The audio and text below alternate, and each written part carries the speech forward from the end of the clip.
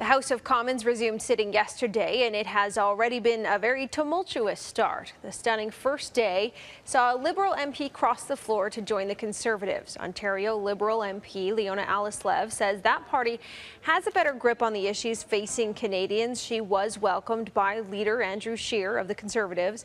Leona Alleslev was not the only MP to change seats. Former Conservative MP Maxime Bernier, who recently created the new People's Party of Canada, was sitting far from his former colleagues in a seat way back in the corner beside Green Party leader Elizabeth May.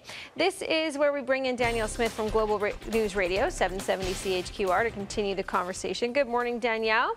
Hey. No shortage of things to talk about around this one. Oh, no kidding. I'm going to have National Post columnist John Ivison on today to give us an idea of just how much of a bomb went off in the House of Commons yesterday when Leona Alleslev announced this. I mean, when you look at her, she is a tremendous candidate. She has a history in national defense, IBM, as well as having been a captain in the Air Force. So she has a business perspective as well as a military and security perspective.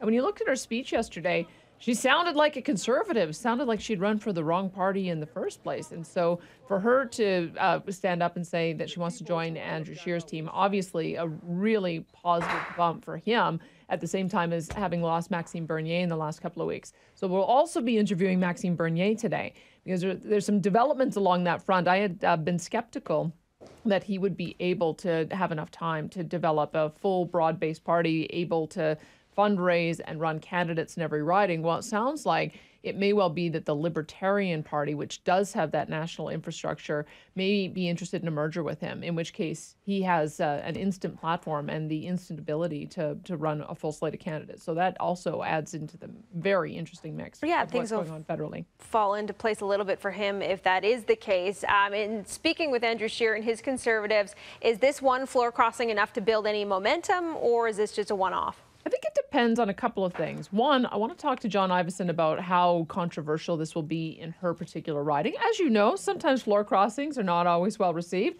It's about 50-50. Those who cross the floor, half the time they get defeated in the next election and half the time they end up winning. And so I want to understand a little bit about that. Her dynamic in her riding is quite interesting because as I understand it, she's only won by about 1,200 votes. And so that riding has since gone overwhelmingly to the Conservatives at the provincial level. Remember, they're in Ontario, their federal and their provincial ridings are perfectly in sync. So the question would be to look now at how many ridings went overwhelmingly Conservative for Doug Ford and whether or not that put some of those Liberal MPs there at risk. If so, you might end up seeing that there's a few more who want to jump ship.